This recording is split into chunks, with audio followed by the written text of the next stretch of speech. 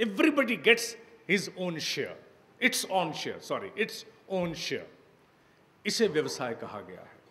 और निश्चित रूप से जो प्रोडक्शन करेगा, डिस्ट्रीब्यूशन करेगा, उसे अपने जीवित रहने के लिए भी साधन चाहिए, और उसी जीवित रहने वाले साधन का नाम है प्रॉफिट।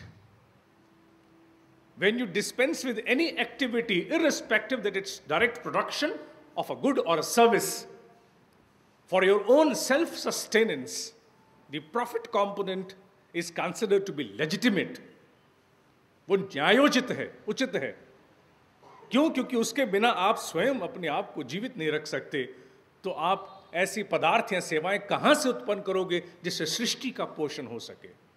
इसलिए व्यापार की सीधी सी परिभाषा है प्रोडक्शन ऑफ गुड्स और services to nourish, to distribute and nourish the entire creation.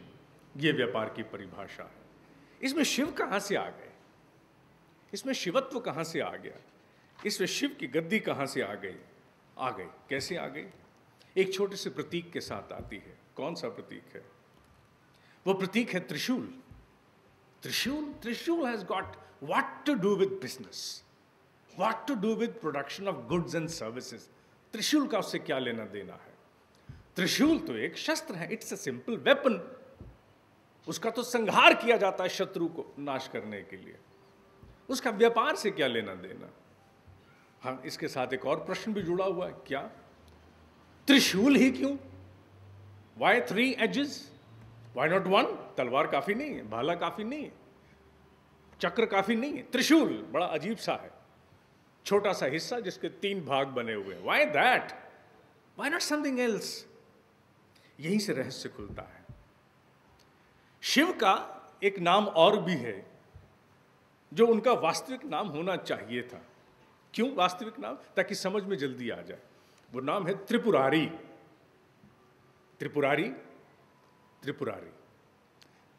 त्रि माने 3, पुर माने नगर, अरि माने शत्रु।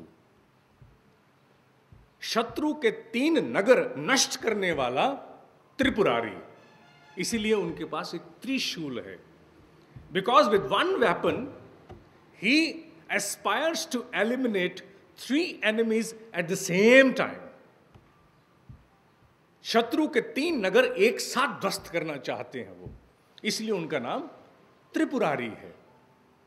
त्रिपुर अरि, शत्रुओं के 3 नगर नष्ट करने वाले। वो कौन से ऐसे शत्रु हैं?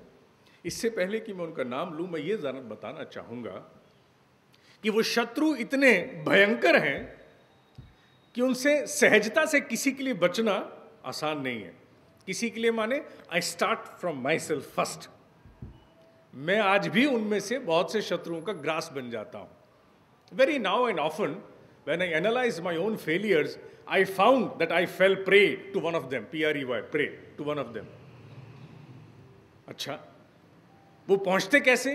वो बिल्कुल मच्छर की तरह आते हैं। कहते हैं कि मच्छर जब किसी पर आक्रमण करता है तो खामोशी से आके बैठता है, और बैठने के बाद सबसे पहले जहां उसने डंक मारना है वहां पहले एक छोटा सा नशीला पदार्थ प्रवाहित करता है।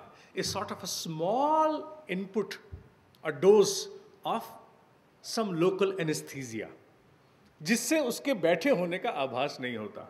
और फिर उसके बाद ही पियर्सेस थ्रू, और फिर सिरिंज से अपना खून निकाल करके ही गोज बाय।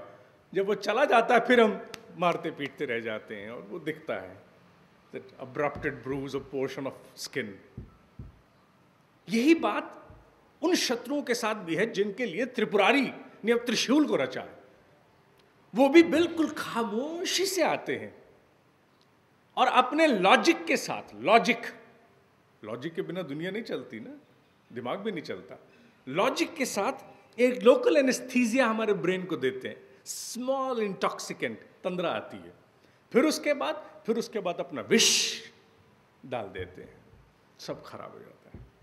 ये उनकी ब्यूटी है, ब्यूटी ऑफ द एनिमी। वो 3 शत्रु कौन से हैं? चलो नाम बता देते हैं। पहला लोभ, दूसरा मोह, तीसरा अहंकार।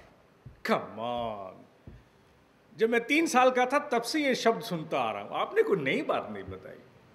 जब मैं छोटा सा बच्चा था तब से सुन रहा हूं, लोभ त्यागो, मोह का त्याग करो, अहंकार का त्याग करो। दिनेश जी, आज आपने इतना बड़ा विषय लिया, perfect god to any business, और नाम फिर आपने वही छोटा सा उठा लिया, लोभ मोह अहंकार। यही तो खूबसूरती है इन 3 शब्दों की, कि they are so common that they are not identifiable as the first enemy. That is the beauty of these words. हमारे जन्म के साथ ही हमारे कानों में इनका श्रवण होता चला जाता है। They become a part of us, so intrinsic part of our own existence कि लगता ही नहीं कि ये कोई खतरनाक शत्रु हो सकता है। He is just one of us. और ठीक है ना, लोभ है ना, होता है, और मोह है ना, होता है। इट्स पार्ट ऑफ अस। लेकिन यही सबसे बड़ी इनकी एक विषैली रणनीति है कि मोस्ट कॉमन बने रहते हैं और अपना काम करते हैं, क्योंकि अनकॉमन होते ही आइडेंटिफाई हो जाते हैं। Therefore, they become very common.